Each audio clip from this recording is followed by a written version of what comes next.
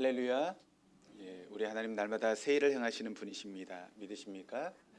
날마다 새 일을 행하신 하나님은 특별한 경우를 제하고는 사람을 통해서 일하시죠. 어떤 사람입니까? 영과 진리로 예배하는 사람. 영으로 예배한다라고 하는 것은 성령의 이끄심을 따라 예배하는 것이고, 또 진리로 예배한다라고 하는 것은 진리의 말씀 앞에 우리의 삶을 조정하고 순종하는 것입니다. 오늘도 이 시간 성령의 인도하심을 따라, 그리고 선포되는 진리의 말씀 앞에 여러분의 삶을 조정하고 순종하심으로 하나님의 새 역사의 주인공 되시는 저와 여러분, 우리 모두가 될 수 있기를 주님의 이름으로 축원합니다. 저희 교회는 코로나 3년의 시간을 보내면서 전의 모습을 많이 회복한 것 같습니다.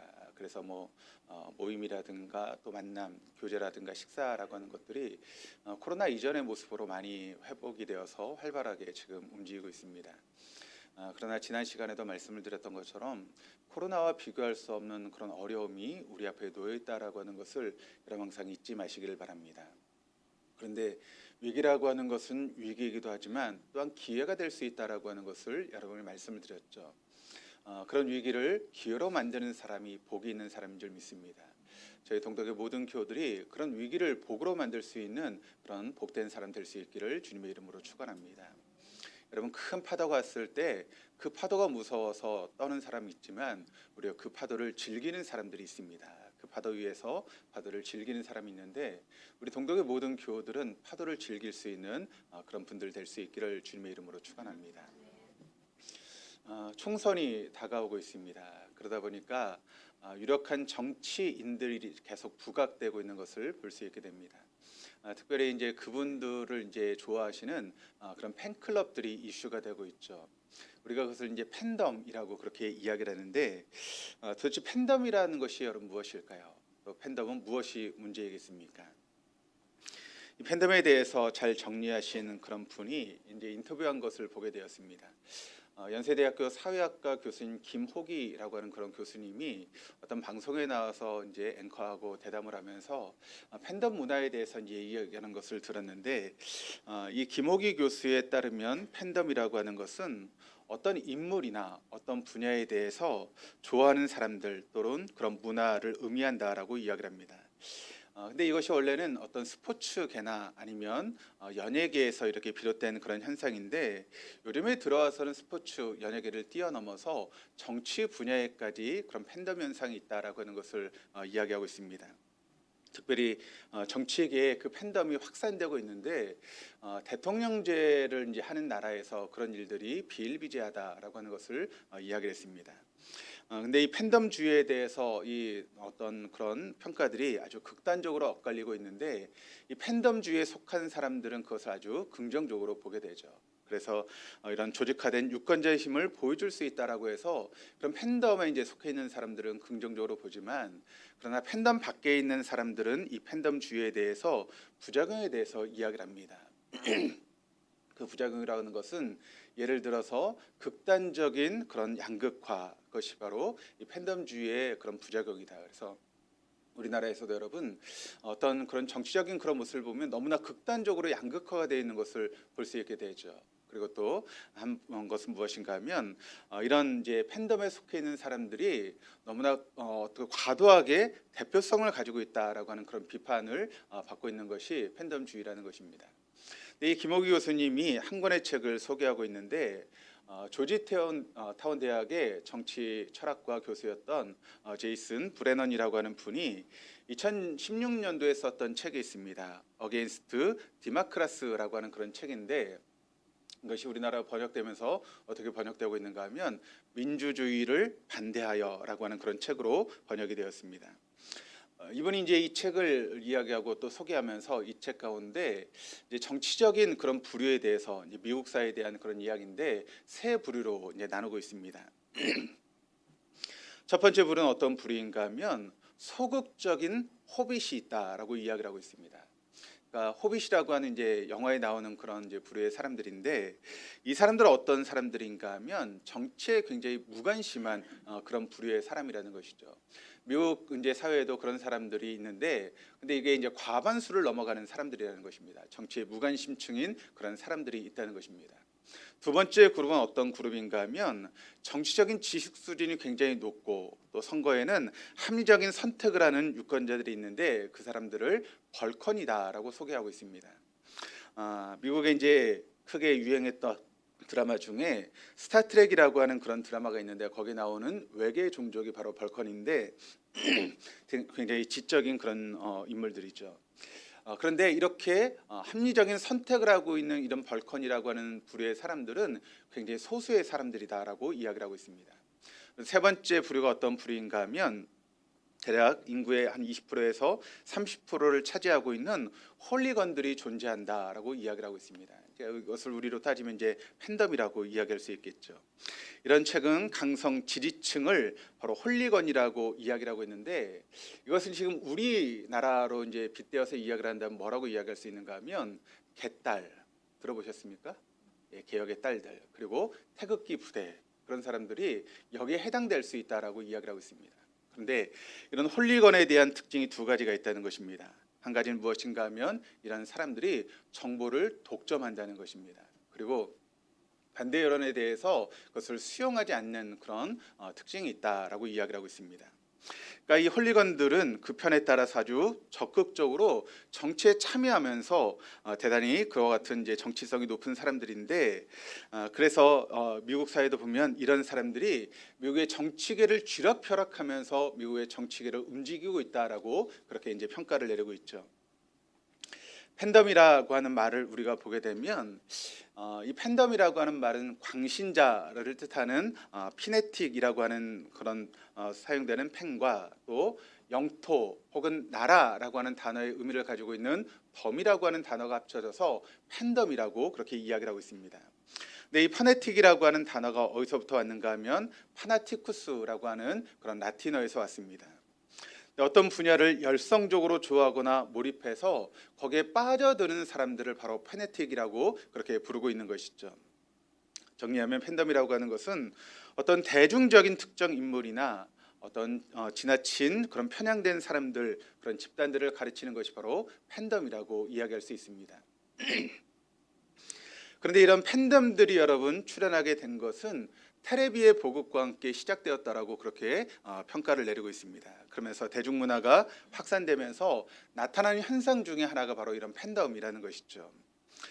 그러던 것이 이제는 문화적인 영향력을 행사하면서 팬덤 문화라고 하는 것은 이제 자리 잡게 되었습니다. 우리나라에도 본격적인 팬덤이 형성되기 시작한 시기가 언제인가 하면 1980년대 우리가 잘 알고 있는 조용필이라고 하는 가수가 나왔죠. 그때 그 조용필을 따라다니면서 했던 부대가 있습니다. 어떤 부대죠? 오빠 부대. 그래서 막 조용필이 나오면 오빠 막 그러면서 이렇게 소리쳤던 사람들이 있지 않습니까? 그리고 이제 그것이 이제 본격화되기 시작한 것이 1990년대에 서태지라고 하는 가수가 나오면서 그렇게 팬덤 문화가 이제 중심으로 자리 잡게 되었죠. 근데 이 팬덤, 이 서태지를 따랐던 그 팬덤들이 서태지를 좋아하는 것으로 끝나지 않았습니다. 당시에는 이제 뭐가 있었는가 하면 사전 검열이라고 하는 그런 제도가 있었습니다. 그것이 무엇인가 하면 영화라든가 혹은 노래라든가 그런 모든 것들이 사전에 검열을 해서 잘못된 것은 이제 방영하지 못하거나 노래로 나오지 못하고 통과해야지만 나올 수 있는 그런 이제 제도가 있었죠. 근데 서태지의 노래 중에 시대유감이라고 하는 노래가 있었는데 이게 사전 검열을 통해서 모든 가사가 다 삭제되어 버렸습니다. 그러니까 이런 가사는 내용에 적합하지 않다, 사회에 적합하지 않다라고 해서 그 가사 전체를 그냥 다 삭제해 버린 것입니다. 그랬더니 이 서태지 팬클럽이 그것을 알고 굉장히 반발하기 시작했습니다. 그런데 어떤 일이 벌어졌는가 하면 그 팬클럽 때문에 사전 검열 제도가 폐지됐습니다. 그 정도로 팬클럽의 힘이 강했다는 것이죠. 이런 팬덤 문화는 처음에는 순수한 동기에서 특정 연예인이나 프로 선수들을 위해서 팬클럽으로 시작했는데 이것이 점점 과열되기 시작하면서 팬클럽 간에 이제 문제가 생기고 충돌이 벌어지기 시작했죠. 그러면서 어떤 사이버 테러가 일어나고 또 스토킹이라든가 그런 부정적인 현상이 이제 발생하기 시작하면서 사회 문제가 되기도 했습니다. 예전에 그래서 어떤 팬클럽들끼리 이렇게 집단으로 막 패싸움을 벌이는 그런 일들도 뉴스에 이제 방영이 된 적이 있죠. 그런데 문제는 이런 팬클럽에 대한 그런 부분들이 스포츠나 연예계에만 머무는 것이 아니라 이것이 정치계로 확산되었다라고 하는 것입니다. 그래서 팬덤 정치라고 하는 그런 문제가 사회적인 문제로까지 이제 대두되는 그런 현상이 지금 우리 사회 가운데 있는 것이죠. 근데 사실 여러분, 이런 팬덤이라고 하는 것은 지금만 있는 것이 아니었고 예전에도 있었고 또 인류의 문화가 지속되는 한 아마 계속 유지되는 것이 팬덤의 그런 문화일 것입니다. 그런데 왜 제가 주일 아침부터 이런 이야기를 장하게 늘어놓을까요? 이것이 바로 연예계나 혹은 스포츠계, 정치계만의 문제가 아니라 교회 안에도 뿌리 깊은 이런 팬덤의 문화가 있다라고 하는 것을 우리가 알아야 되기 때문에 그렇습니다. 소위 여러분 스타 목사라고 하는 그런 분들이 계시죠. 그런 분들이 어떤 교회를 부흥시키고 또 인터넷이 발전하면서 텔레비나 그런 것에 나오면서 그분들을 추종하는 그런 부류의 사람들이 많이 생겨나게 된 것입니다. 여러분, 교회 주인은 누구십니까? 누가 교회 주인이시죠? 예수님이 여러분 교회 주인 아니십니까? 그렇다면 우리 예수님이 이런 팬덤 문화와 이런 무관한 삶을 사셨을까요? 그럼 어떻게 생각하십니까? 사실은 예수님이야말로 팬덤 현상의 주인공이다라고 이야기할 수 있습니다. 예수님의 공생의 3년을 우리가 성경 말씀을 통해 보게 되면 예수님이 가는 곳곳마다 여러분 누가 따라다녔죠? 예수님을 추종하는 많은 사람들이 예수님을 따라다녔다라고 하는 것을 우리가 성경의 말씀을 통해서 보게 됩니다. 예수님이 전했던 설교에 매료되고 또 능력에 매력된 사람들이 예수님이 가는 곳곳마다 구름대처럼 예수님을 따라다니는 그런 모습을 성경이 우리에게 보여주고 있습니다. 예수님이 전하는 말씀은 서기관의 말씀과 권세가 있었고 또 뿐만 아니라 귀신을 쫓아내고 눈먼지를 낫게 하고 안진병을 일으키시는 그런 놀라운 역사들을 예수님께서 펼치셨던 것이죠. 그러다 보니까 예수님이 가는 곳마다 사람들이 구름대처럼 팬덤들이 있었다라고 하는 것을 성경이 우리에게 보여주고 있습니다. 우리가 구체적인 예를 한번 들어보면 누가복음 12장 1절 말씀을 한번 같이 한번 읽어보시겠습니다. 그동안에 물이 수만 명이 모여 서로 밟힐 만큼 되었더니 예수께서 먼저 제자들에게 말씀하여 이르시되 바리새인들의 누룩 곧 외식을 주의하라. 여기 말씀을 보니까 예수님을 따르는 사람들의 무리가 몇 명이었다고요? 수만 명의 사람들이 모였다라고 그렇게 이야기를 하고 있습니다. 예를 들어서 우리가 오병이어의 기적을 한번 생각해 보시죠. 예수님의 설교를 듣기 위해서 거기에 모였던 사람들의 숫자가 어떻게 됩니까? 남자 장정만 5천 명의 사람들이 모였다라고 이야기를 합니다. 그러면 아이들과 여자들 합치면 대략 몇 명의 사람들이었을까요? 성경학자들은 2만 명의 사람들이 넘었을 것이다라고 그렇게 추정을 합니다. 그러니까 예수님께서 말씀을 증거하셨을 때 2만 명이 넘는 사람들이 예수님을 둘러싸고 있었다라고 하는 그런 이야기죠.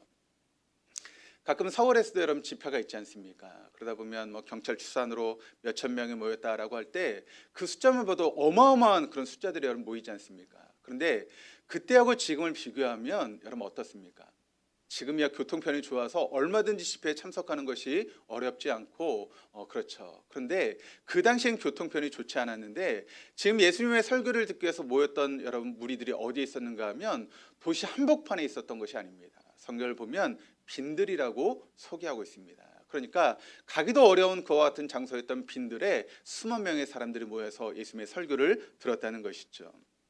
그만큼 예수님의 영향력이 얼마나 컸던지를 우리가 말씀을 통해서 볼 수 있게 되는 그런 대목입니다. 그런데 문제는 무엇인가 하면 그들이 예수님을 맹목적으로 따라다니기만 한 것이 결코 아니었다는 것입니다.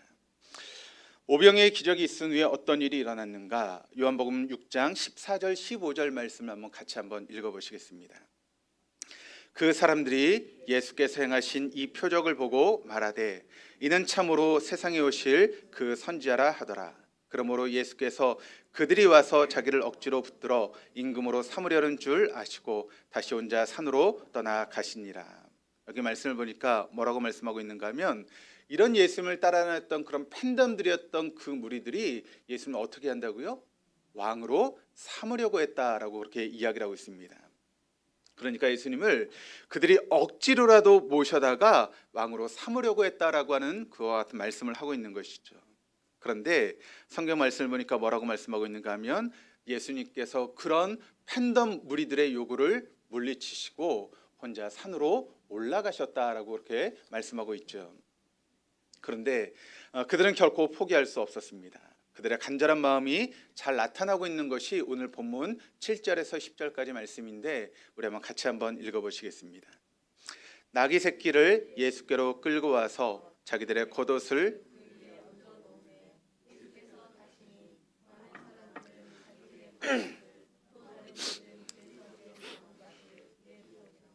앞에서 가고 뒤에서 따르는 자들이 소리 지르되 호산나 찬송하리로다. 주의 이름으로 오시는 이여 찬송하리로다. 오는 우리 조상 다윗의 나라여 가장 높은 곳에서 호산나 하더라. 예수님의 그런 공생의 시간을 보게 되면 대부분의 시간을 어디서 보내셨는가 하면 갈릴리라고 하는 그런 지역에서 예수님의 공생의 시간을 보내셨습니다. 그래서 거기서 말씀하시고 또 병자들을 고치시고 하늘나라 복음을 전파하시는 그런 삶을 사셨던 분이 바로 주님이셨죠. 그런데 그같이 갈릴리에 사역하셨던 주님께서 어디에 입성하시게 되는가 하면 예루살렘, 그러니까 이스라엘 중심이 되는 예루살렘에 입성하게 되는 것입니다. 그러자 예수님을 따랐던 팬덤들이 생각한 것은 무엇인가 하면 드디어 때가 되었다. 예수님이 왕으로 등극하실 그런 때가 되었다라고 생각하면서 예루살렘에 입성하시는 그런 예수님을 환호하며 이렇게 따르고 있는 사람들의 모습이 오늘 본문의 말씀을 통해서 나타나고 있는 것이죠. 지금이야말로 예수님이 왕으로 등극하실 그런 시간이 되었다라고 생각하며 그들이 그렇게 예수님을 환호하고 있는 것입니다. 그래서 여기 보시면 찬송하리로다 오는 우리 조상 다윗의 나라여 라고 이야기를 하고 있습니다. 이 말의 의미는 바로 다윗의 후손에서 계속해서 왕이 오기 때문에 바로 예수님께서 왕으로 등극하실 것을 기대하면서 사람들이 그렇게 환호하고 있는 것이죠. 그렇게 호들갑스럽게 예수님을 환영하고 있는 것입니다. 그런데 이런 사람들의 반응에 대해서 예수님이 어떻게 반응하고 있는가 11절 말씀이 이렇게 증가합니다. 같이 한번 읽어보시겠습니다. 예수께서 예루살렘에 이르러 성전에 들어가사 모든 것을 둘러보시고 때가 이미 저물매 12 제자를 데리시고 베다니에 나가시니라. 이와 같은 무리들의 열광적인 환호에도 불구하고 그들을 뒤로 한 채 예수님께서는 성전으로 들어가셨고 베다니로 물러가셨다라고 이야기를 하고 있죠. 그러니까 예수님은 끝까지 그런 무리들의 간절한 소원을 외면하고 계시다라고 하는 것을 우리에게 보여주고 있는 것입니다. 그렇습니다. 예수님은 무리들, 당신의 광팬들, 그 팬덤들의 간절한 그런 요구를 끝까지 거절하셨습니다. 왜 그러셨을까요? 그렇게 예수님을 좋아하고 예수님에게 열광하고 있는 그들을 향해서 왜 그들의 요구를 주님께서 물리치시고 외면하신 이유는 무엇 때문이겠습니까?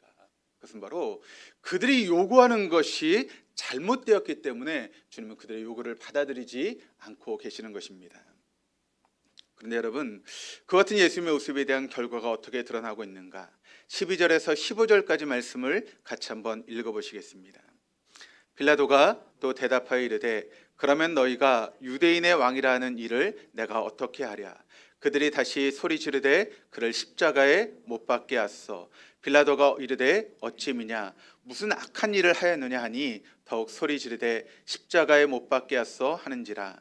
빌라도가 무리에게 만족을 주고자 하여 바라바는 놓아주고 예수는 채찍질하고 십자가에 못 박히게 넘겨주니라. 예수님의 태도가 변하지 않을 것이라고 하는 것을 알게 된 무리들이 그들의 팬덤의 태도가 어떻게 되었는가 하면 180도 바뀌게 되었습니다. 그렇게 환호하고 열광적으로 예수님을 맞이했던 그 팬덤들이 이제는 뭐라고 이야기를 하고 있습니까? 환한 얼굴로 성난 얼굴로 예수님을 십자가에 못 박으라고 외치고 있는 무리들의 모습을 오늘 성경 말씀이 우리에게 증거하고 있다는 것입니다. 그렇습니다. 이것이 무리들 예수님의 주변에 있었던 팬덤의 모습이었고 이것이 팬덤 현상의 민낯이다라고 하는 것을 생생하게 우리에게 보여주고 있는 그런 말씀입니다. 그런데 예수님은 처음부터 그들이 그럴 줄 알고 계셨습니다. 그래서 예수님은 철저하게 이런 팬덤과 거리를 두셨던 분이 바로 우리 주님이셨다는 것이죠. 불쌍한 무리들이지만 멀리하지도 않으셨지만 너무 가까이 하지도 않으셨다는 것입니다. 결코 그들에게 휘둘리는 삶을 살지 않으셨던 분이 바로 우리 주님이셨다라고 하는 것을 오늘 말씀이 우리에게 증거하고 있습니다. 그렇다면 여러분, 이게 쉬운 일이겠습니까? 그렇게 나를 좋아한다고 열광하고 나에게 환호하는 그 많은 무리들을 그렇게 쉽게 외면하는 것이 여러분 쉬운 일이겠습니까? 여러분 어떻게 생각하십니까? 제가 생각해 봤더니 그것은 결코 쉬운 일이 아닙니다. 목회자들이 받는 유혹 중에 가장 큰 유혹이 저는 이것이라고 생각을 합니다. 특별한 경우를 제하고는 목사들이 이제 목회의 길을 걷게 된다라고 하는 것은 어떤 세상적인 본능이나 어떤 그런 유혹은 내 것이 아니다라고 생각하고 걷는 것이 여러분 목회자의 길 아니겠습니까? 그런 목회자에게 끝까지 어렵게 만드는 유혹이 있다면 그것은 바로 팬덤의 유혹이라는 것입니다. 저도 저희 교회에 팬덤이 있습니다. 우리 유튜브에 시은이라고 하는 아이가 저를 그렇게 좋아하고 따라다니는데 근데 여러분 사실 예수님이 그런 팬덤을 물리친다라고 하는 것이 결코 쉬운 일이 아니죠. 저 같은 경우도 그런 부분이 있다면 거기 참 휘둘리는 그런 마음이 있습니다. 여러분 혹시 그렇게 생각하실 수 있습니다. 아니 예수님은 하나님의 아들이시고 또 하나님이신데 뭐 거기에 휘둘릴 수 있냐라고 생각하실 수 있지만 그러나 우리 주님은 인간의 몸을 입고 오신 분 아니겠습니까? 그렇다면 우리와 똑같은 그런 분이시라는 것이죠. 그럼에도 불구하고 예수는 우리와 다르게 팬덤에 휘둘리지 않는 그 같은 삶을 사실 수 있었습니다. 어떻게 그런 일이 가능할 수 있었을까요? 그것은 바로 예수님께서 분명한 정체성이 예수님에게 있었기 때문에 그런 팬덤에 휘둘리지 않는 그 같은 삶을 살 수 있었다라고 하는 것을 우리는 잊지 말아야 됩니다. 요한복음 10장 30절 말씀을 보시면 나와 아버지는 하나이라 하신대. 또 요한복음 14장 6절 말씀을 보시면 예수께서 이르시되 내가 곧 길이요 진리요 생명이니 나로 말미암지 않고는 아버지께로 올 자가 없느니라. 그러니까 우리 주님에게는 이런 분명한 정체성이 주님께 있었다라고 하는 사실을 우리가 알 수 있게 됩니다. 나는 길이요 진리요 생명이야. 나를 통과하지 않고는 그 누구도 아버지께로 올 자가 없어. 이런 분명한 정체성이 바로 우리 주님에게 있었다는 것이죠. 그리고 그가 걸어야 되는 그런 사명에 대한 확신함이 우리 주님에게 있었다라고 하는 것을 우리는 먼저 기억할 필요가 있습니다. 누가복음 4장 16절에서 21절까지 말씀을 보시면 이사야 예언의 그런 부분의 말씀이 나오고 있는데 그 모든 이사야 예언이 자기를 통해 이루어지고 있다라고 하는 것을 누가복음 4장 16절에서 21절까지 말씀을 통해서 이야기를 하고 있습니다. 그러니까 이 말씀을 통해서 우리가 알 수 있는 것은 무엇인가 하면 우리 주님은 자신의 사명에 대해서 정확하게 꿰뚫고 있었다라고 하는 그런 부분을 우리가 알 수 있게 되는 것이죠. 그렇기 때문에 예수님은 어떤 상황 가운데도 흔들리지 않을 수 있었다는 것입니다.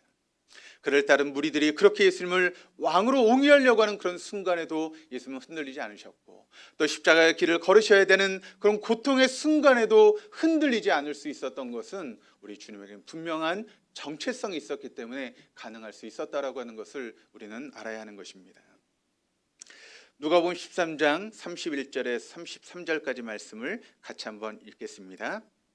곧 그때에 어떤 바리새인들이 나와서 이르되 나가서 여기를 떠났소.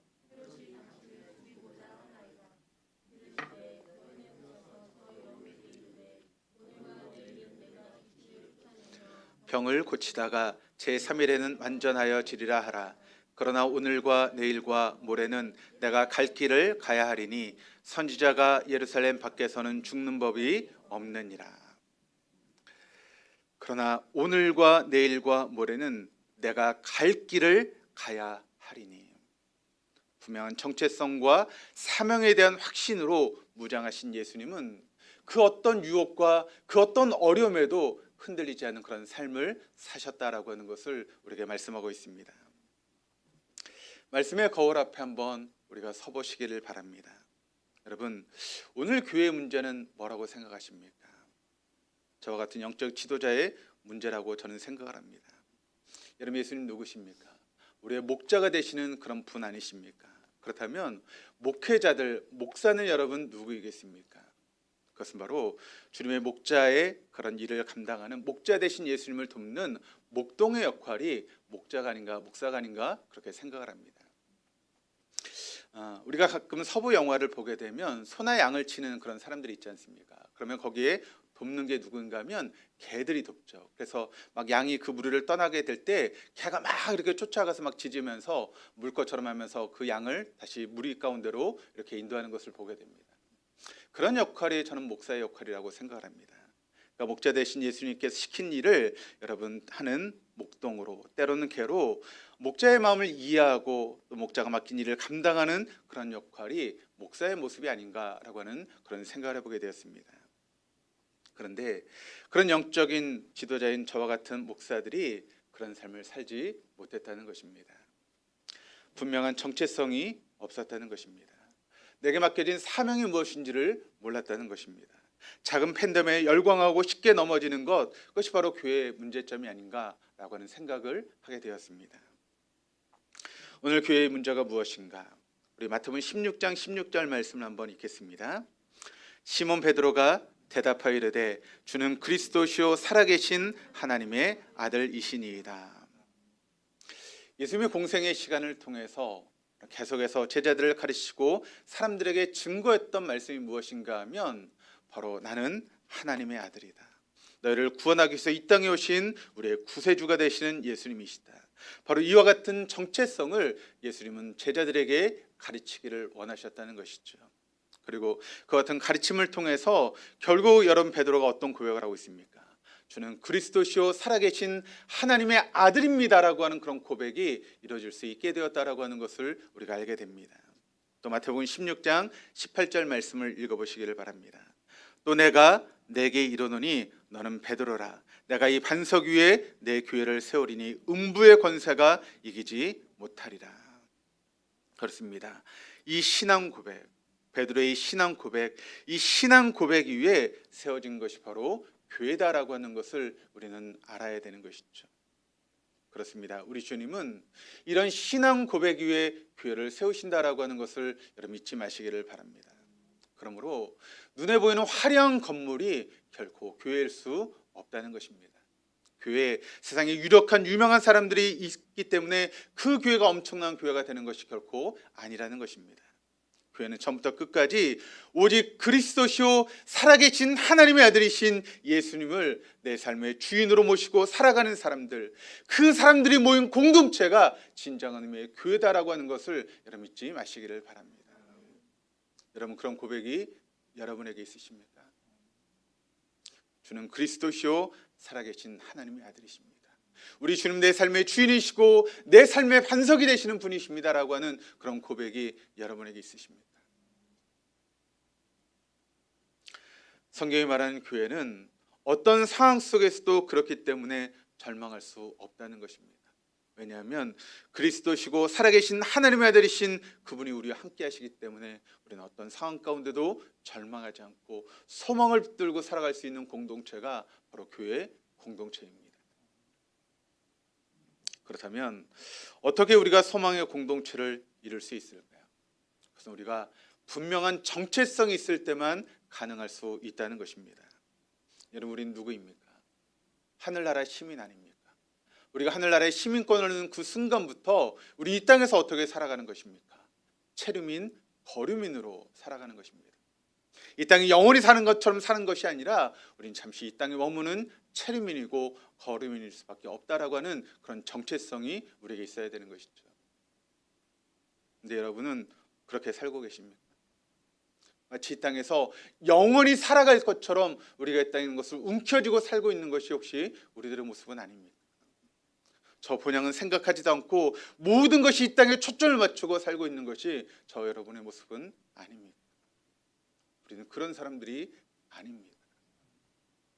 우리는 하늘나라 시민입니다. 우리의 본향은 이 땅에 있는 것이 아니라 하늘에 있다라고 하는 것을 여러분 잊지 마시기를 바랍니다. 그런데 왜 자꾸 우리가 이 땅에 얽매여서 이 땅만을 바라보며 삶을 살아가십니까? 그런 삶을 살아갈 때 우리 이 땅에 흔들릴 수밖에 없는 것입니다. 그러나 우리가 분명한 정체성, 나 하늘나라의 시민이라고 하는 분명한 정체성이 있을 때 우리는 어떤 환경에서도 어떤 상황 가운데도 흔들리지 않는 삶을 살아갈 수 있는 것입니다. 그런 소망 있는 사람은 이 땅에서 어떤 어려움이 있다 할지라도 어떤 유혹이 있다 할지라도 어떤 위험이 있다 할지라도 흔들리지 않는 것입니다. 그리고 이 세상 사람과 함께 어울려 살고 있지만 이 세상 사람들이 보여줄 수 없는 그 같은 삶의 모습을 보여주는 것이 바로 이런 사람들의 모습인 것이죠. 그렇다면 이런 일이 어떻게 가능할 수 있을까요? 예수님께서 그 비결을 우리에게 알려주고 계시는데, 우리 요한복음 6장 14절 15절 말씀을 같이 한번 읽어보시겠습니다. 그 사람들이 예수께서 행하신 이 표적을 보고 말하되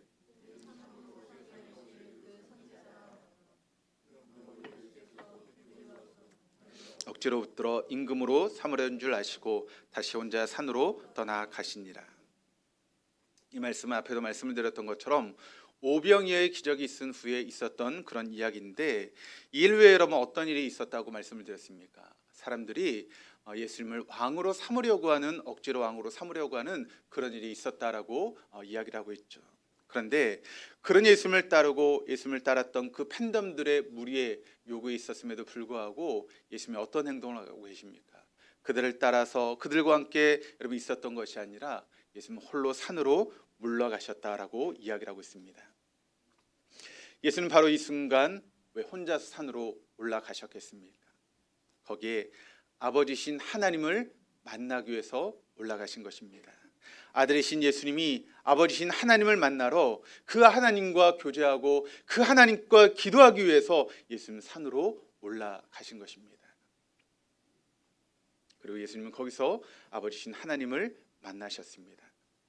그렇게 하심으로 사단의 모든 유혹과 모든 어려움을 물리치시고 우리 주님은 사명의 길을 완수할 수 있었다라고 하는 것을 오늘 성경이 우리에게 증거합니다. 예수님은 결코 팬을 거들떠보지 않으셨습니다. 그들의 필요를 채워주셨지만 예수님은 팬들을 거들떠보지 않으셨습니다. 오직 소수의 제자들을 처음부터 끝까지 양육하시면서 그들을 통해서 하나님 나라를 세워가실 그런 계획을 가지고 계셨던 분이 우리 주님이십니다. 그렇다면 우리는 그분의 제자가 되었다면 우리가 어떤 삶을 살아가야 되겠습니까? 우리 역시 이 땅에서 하나님 나라를 세우기 위해서 애쓰는 하나님의 사람들이 되어야 되는 것 아니겠습니까? 우리가 어떻게 그런 삶을 살아갈 수 있겠습니까? 그것은 기도로 성령님을 모셔드리면 됩니다.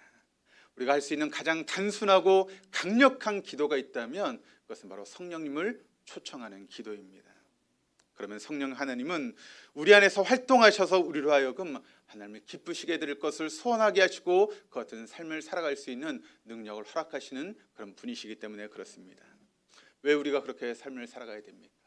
그런 삶을 살아갈 때만 세상이 알 수도 없고 줄 수도 없는 평안이 우리의 마음 가운데 넘치게 될 것이고, 가고 오는 모든 세대 가운데 별과 같이 빛나는 인생을 살아갈 수 있기 때문에 그런 것입니다. 그렇습니다. 우리가 성령님을 모셔드리면 그때부터 우리의 삶이 완전히 달라집니다.